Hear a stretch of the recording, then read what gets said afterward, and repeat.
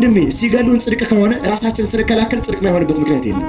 ራሱን መጠበቅ ወንጀል አይደለም። ፍትሐ ነገሥት አንቀጽ 45 ላይ አገርን የሚያጠፉ ቤተክርስቲያን የሚወሩ ይመጡ ተንስ ወተቃተል ተነስና መልሳቸው ይላል። ወንጀል ማይሆኑ ታሪኮችን ልንገራችሁ፣ ኃጢአት ማይሆኑ ጎልማሳ በሚስቱ ባለርስ በርስቱ ኦርቶዶክሳዊ ሰው በሃይማኖቱ አምላክ በአምላክነቱ ራሱን ቢጠብቅ ቢከላከል ወንጀል አይደለም። ምንም ይሁን ምን በደለኛ ምናምን ሊሆን ይችላል። ስለ ሃይማኖቱ መከራ ከተቀበለ ሰማዕት ነው።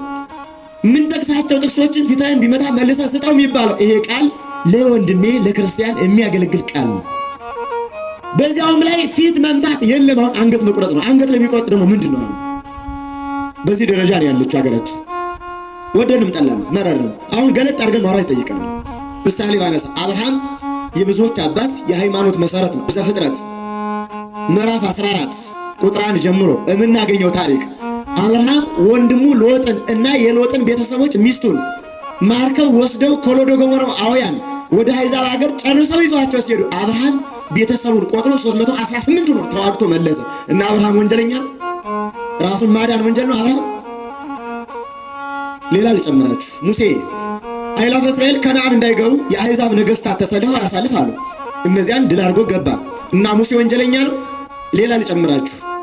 ፊናስ የተባለ ሰው ዘምሪና ከስቢ የተባሉ ከስቢ እና ዘምሪ በቤተ መቅደስ መካከል ሲያመነዝሩ ፊናስ የተባለ ሰው ከቤተ እግዚአብሔር የገባ ዘገር ወይም ጦር ነበረ። ሁለቱንም እዚያው አስጠበቀና አስቀራቸው። እግዚአብሔር ምን አለው? ፊናስ ወልደ አልዓዛር ወልደ አሮን ካህን አሰንፈስ ካለ ልቤ አልዓዛር ልጅ የአሮን ልጅ ፊናስ ልቤን ደስ አሰኘው አለና ምን አለው እግዚአብሔር? 300 ዓመት መዋዕለ ክህነት የክህነት ዘመን ሰጥቻለሁ አለው። ለምን ነው እግዚአብሔር እንደሚያደርገው? ሌላ ጨምራችሁ ዳዊት ጎልያድ በእስራኤል ሲዘባበት በወንጭፉ መታው። ዳዊት ሳኦል ሲታመም ግን በገና ደግሞ ፈወሰው።